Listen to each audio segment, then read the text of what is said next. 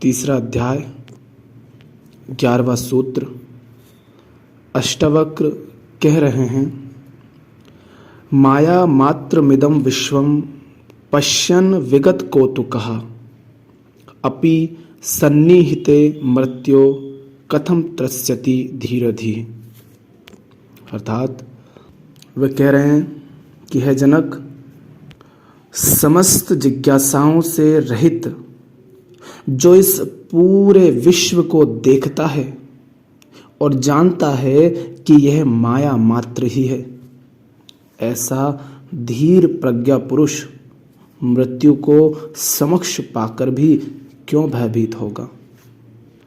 पिछले अध्याय में हम देख रहे थे, जनक अहो आश्चर्य कर रहे थे, संसार को अपना ही प्रक्षेपण बता रहे थे, संसार को माया कह रहे थे। तो अष्टावक्र कह रहे हैं कि यदि तुमने जाना है कि ये तुम्हारा प्रक्षेपण मात्र है, विश्व माया मात्र है, तो ऐसा जानने वाले को फिर मृत्यु भयभीत नहीं करती।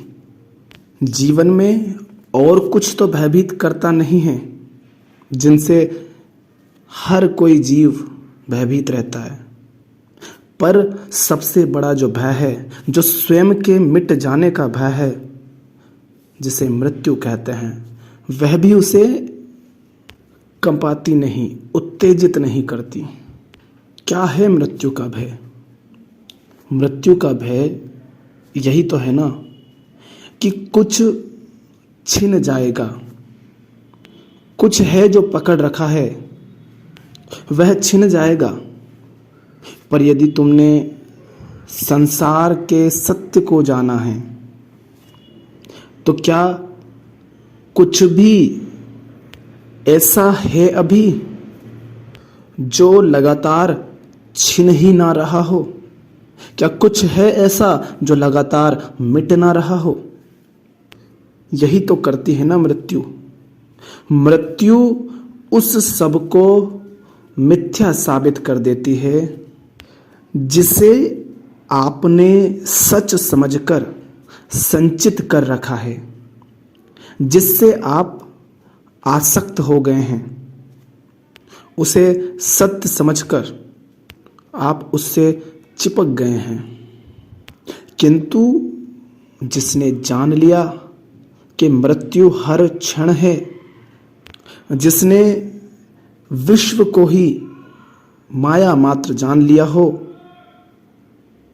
जिसने संसार की अनित्यता को, उसकी क्षणभंगुरता को जान लिया हो, वह मृत्यु से क्यों भयभीत होगा। माया मात्र मिदम विश्वम पश्यन् विगत कौतुकः। जिसने इस खेल को जान लिया है, अब मृत्यु से उसे क्या भय। तो कह रहे हैं कि जनक देखो तो, कहीं ये भेद बाकी तो नहीं, कहीं मृत्यु तुम्हें कपाती तो नहीं, कहीं अभी भी इस खेल में तुम्हें कोई कौतुक तो नहीं है, कोई उत्सुकता तो नहीं है।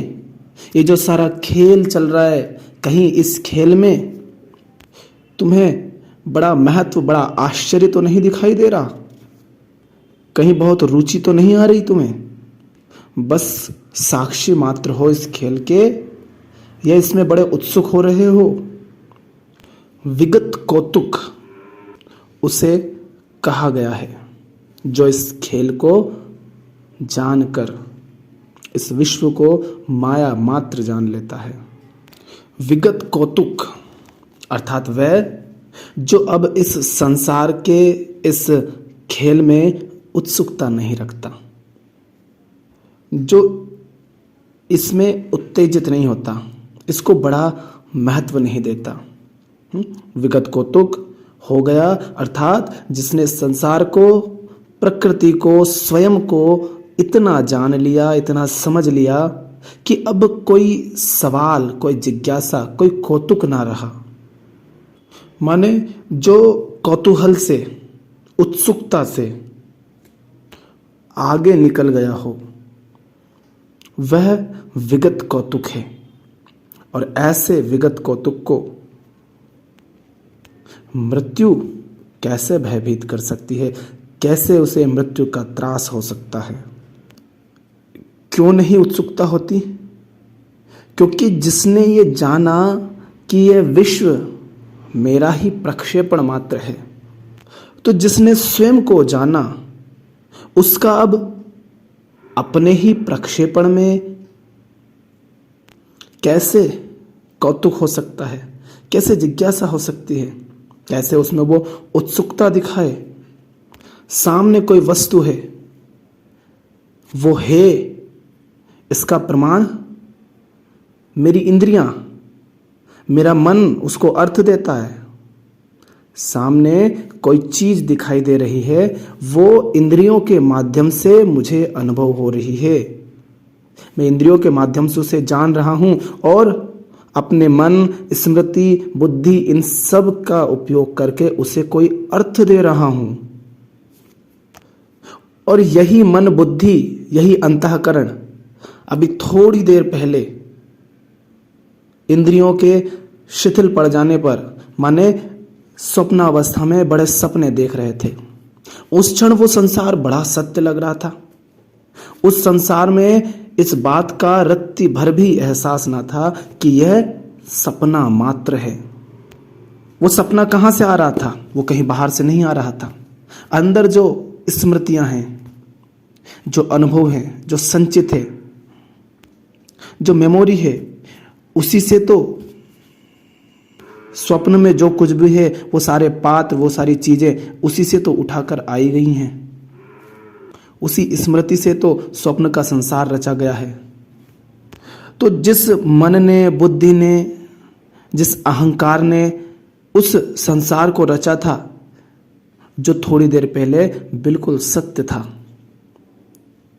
आंख खुलने पर वही संसार मिथ्या हो गया, वही संसार स्वप्न की तरह हो गया। मैंने कहा वो स्वप्न है।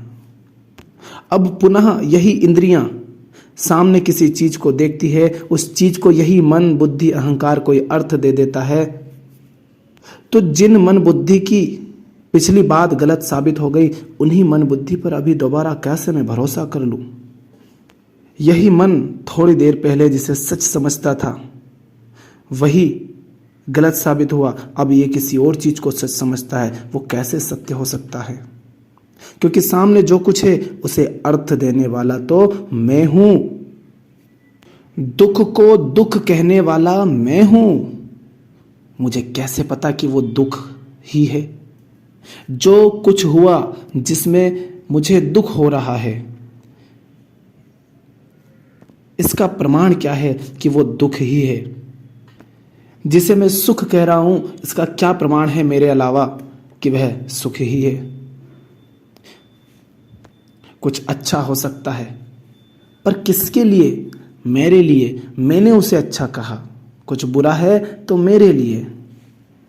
तो जनक, जिसने स्वयं को जान लिया है, जिसने विश्व को माया मात्र ही जान लिया है, उसे अब इस विश्व में ये जो खेल चल रहा है, इस खेल में कोई उत्सुकता ना रह जाएगी, कोई कौतुक ना रह जाएगा। जिज्ञासा, कौतुकता ही तो है जो संसार को गति दे रहा है। क्या है जो सारी गति और समय का कारण है? जिज्ञासा ही तो है ना। जिज्ञासा माने कामना, यह पालूं, वह पालूं, ऐसा हो जाए, वैसा हो जाए। अच्छा, ये क्या चीज है? शायद इसे पाकर तृप्ति मिले। ये जिज्ञासा ही तो इंसान को कहती है कि अभी रुक, संसार में बहुत कुछ है, शायद वो तुझे पूरा कर दे। तो जिसकी अभी संसार में उत्सुकता है, जिसकी अभी इस विश्व में उत्सुकता है, इस विश्व से जिसकी कोई कामना है, उसे मृत्यु भयभीत करेगी। वो अभी सहज नहीं हुआ, वो तो अभी इसको महत्व दे रहा है, तो उसने अभी इसे मिथ्या नहीं जाना। जब आप फिल्म देखते हैं तो क्या होता है, फिल्म देखते समय एक क्षण के लिए हम भूल ही जाते हैं कि यह मात्र चलचित्र है, छाया और प्रकाश का रंगों का खेल है। लेकिन जब हम भूल ही जाते हैं कि यह मात्र एक फिल्म है, तो उसे देख करके भी हम कभी भयभीत हो जाते हैं, तो कभी हम भावुक हो जाते हैं, कभी हम उत्तेजित हो जाते हैं और कभी आंसू बहने लग जाते हैं। और जिसे लगता हो कि नहीं, मैं जानता हूं कि वो फिल्म है, फिर भी मेरे साथ ऐसा होता है, तो वो लंबे समय का अभ्यास है जिसके कारण वैसा हो रहा है। तुम उसे देखकर अपने जीवन में झांकते हो और तुम कहते हो हाँ ऐसा होता है। तो सामने तुम फिल्म को तो फिल्म देख रहे हो, किंतु जीवन में जब उसे जोड़ देते हो तो उसको तो सत्य कहते हो ना। तो वो भावुकता, वो भय, वो उत्तेजना सब तुम्हारे साथ घटने लगता है। किंतु जो सचमुच जानता है कि यह फिल्म मात्र है, इसमें सत्य कुछ नहीं, क्या उसके साथ कुछ नहीं होगा? ऐसा नहीं है। वो हंसेगा भी, वो मौज में रहेगा, वो आनंद लेगा उस सब का, वो सहज रहेगा। अंदर उसके वो बिंदु होगा जो जान रहा होगा उस क्षण भी कि यह सब खेल है। इसी तरह इस संसार में हम संलिप्त हो जाते हैं। ये संसार जो आपका ही प्रक्षेपण मात्र है, जिसे आपने ही अर्थ दिया है, जिसका होना आपके होने पर निर्भर करता है, आपके लिए, जिसका होना आपके लिए, आपके होने पर निर्भर करता है। उस संसार में जो संलिप्त है, उसमें जो बड़ा उत्सुक है, उसको जो बहुत महत्व देता है, उसे तो मृत्यु भयभीत करेगी ही। किंतु जो उसे खेल समझ लेता है, अपना प्रक्षेपण मात्र समझता है, माया मात्र समझता है, मृत्यु उसे भयभीत नहीं करेगी। तो जो इस खेल को खेल जानता है, वह इस खेल से मुक्त हो जाता है। जो विगत कौतुक है, जो विश्व को माया मात्र जानता है, ऐसे धीर प्रज्ञा पुरुष मृत्यु से भय क्यों खाएंगे? कथम त्रस्यति धीरधि, धीरधि अर्थात जिसकी प्रज्ञा अब विचलित नहीं होती, उत्तेजित नहीं होती, जिसकी प्रज्ञा स्थिर हो गई है, वह मृत्यु को समक्ष पाकर भी भयभीत नहीं होता। फिल्म में सब हो रहा है ना? जन्म हो रहा है, कभी जीवन में सुख आ रहे हैं, कभी दुख भी आ रहे हैं, कभी किसी से मिलना हो रहा है तो कभी उससे बिछड़ना भी हो रहा है, कहीं दोस्ती भी है तो कहीं दुश्मनी भी है, कभी खा रहे हैं, कभी पी रहे हैं, कभी सो रहे हैं, कभी जाग रहे हैं। और इसी तरह जीवन में मृत्यु भी हो गई। किंतु ये सब फिल्म में हो रहा है, खेल है, तो अब इसमें कैसा कौतुक हो सकता है?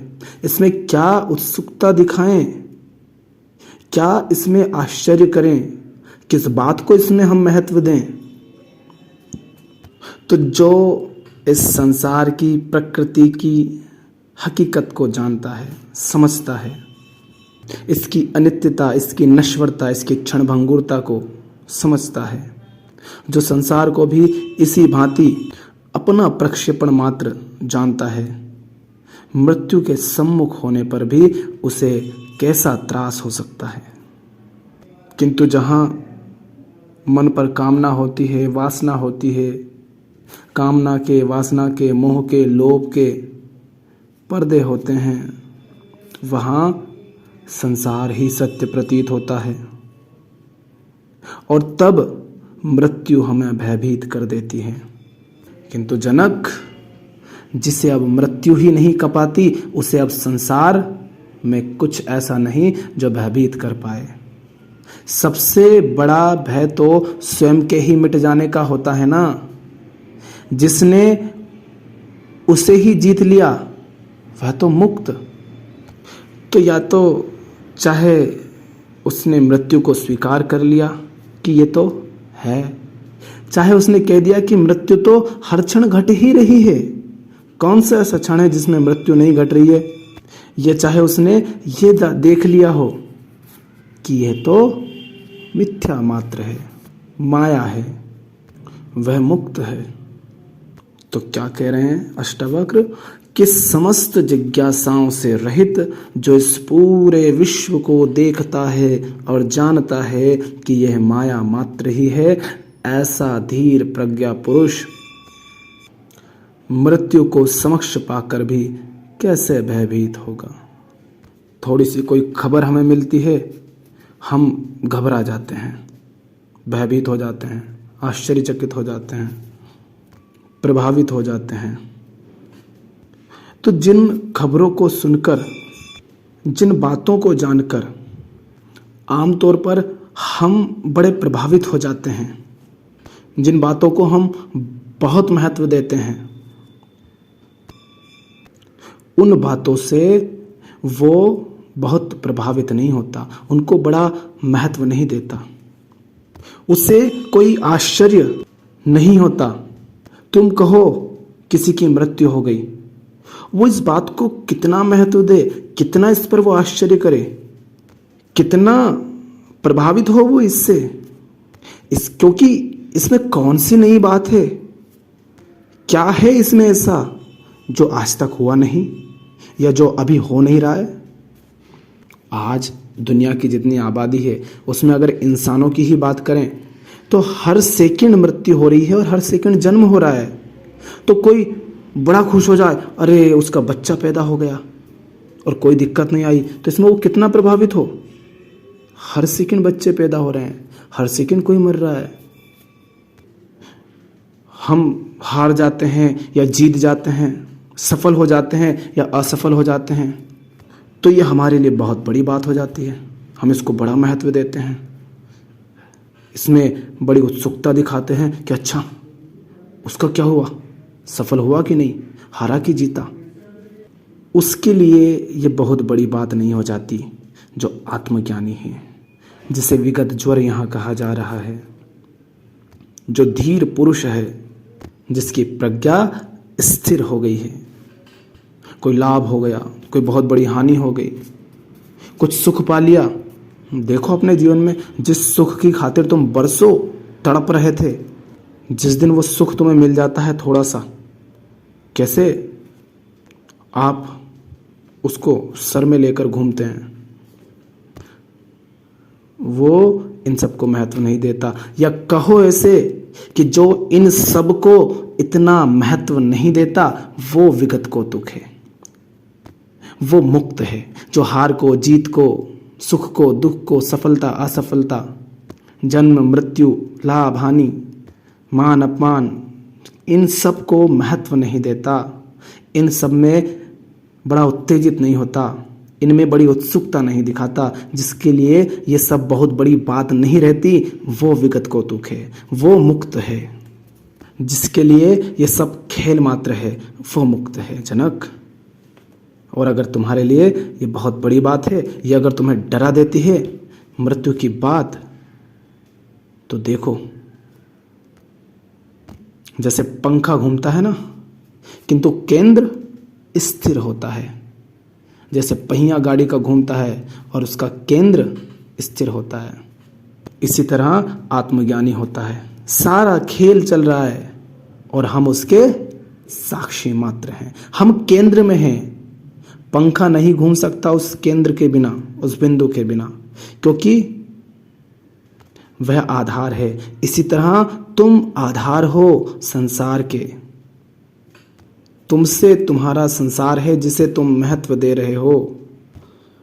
उसे जो खेल देख ले वह आत्मज्ञानी, वह साक्षी हो जाता है। अब वो तटस्थ हो गया।